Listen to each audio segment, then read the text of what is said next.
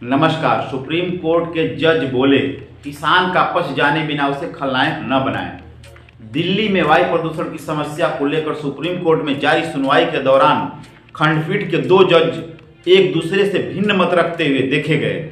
जहां जस्टिस सुधांशु धूलिया ने किसानों का पक्ष लेते हुए कहा कि उसे भी सुनवाई का मौका दिया जाना चाहिए, वहीं जस्टिस संजय किशन कौल ने किसानों के खिलाफ सख्ती बरते जाने की बात कही है।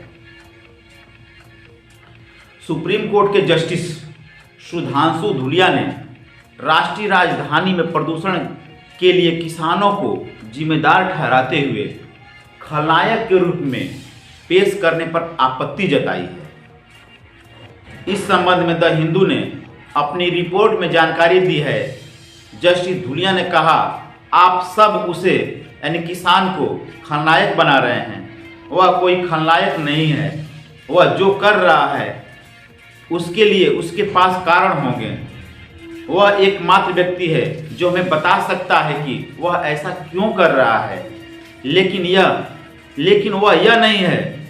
वरिष्ठ वकील अपराजिता सिंह द्वारा मंगलवार यानी 21 नवंबर को सुप्रीम कोर्ट में पेश की गई दलील के बाद सिंह ने कहा कि अकेले रविवार को यानी 19 नवंबर को पंजाब में पराली वाले धान के खेतों में 748 जगह आग जलाने की घटना सामने आई है। सिंह ने अदालत से कहा, पंजाब सरकार कहती है कि वह कुछ कर रही है, लेकिन यह जमीन पर दिखाई नहीं दे रहा है। पीठ का नेतृत्व कर रहे जस्टिस संजय किशन कौल ने अपने साथी जज से अलग टिप्पणी की। उन्होंने कहा कि किसान पराली जलाने के खिलाफ अदालत के आदेशों और परामर्श के बावजूद कानून का उल्लंघन कर रहे हैं। उन्हें थोड़ा कष्ट महसूस कराया जाए। जस्टिस कौल ने कहा कि अदालत के आदेशों और परामर्श के बावजूद आपने कुछ पैसे के लिए वह यह परवाह नहीं करते कि इससे पर्यावरण और बच्चों पर क्या प्रभाव पड़ेगा। उन्होंने पूछा, कानून का उल्लंघन करने वाले लोगों को आर्थिक लाभ क्यों मिलना चाहिए। उन्होंने पंजाब और हरियाणा सरकार से जानना चाहा कि आदेश का उल्लंघन करने वाले किसानों को न्यूनतम समर्थन मूल्य यानी एमएसपी देने पर पुनर्विचार क्यों न किया जाए। उन्होंने तीखे शब्दों में कहा, प्रोत्साहन राशि देना बंद कर दो। जस्टिस धूलिया ने रेखांकित किया कि एमएसपी एक संवेदनशील मुद्दा है। उन्होंने कहा, यहाँ किसानों को छोड़कर सभी के प्रतिनिधि हैं, किसानों को भी यहाँ होना चाहिए। इसके जवाब में जस्टिस कौल ने कहा, आग जलाने वाले लोग यहाँ नहीं आएंगे और कानून का पालन करने वाले लोगों को यहाँ आने की जरूरत नहीं है।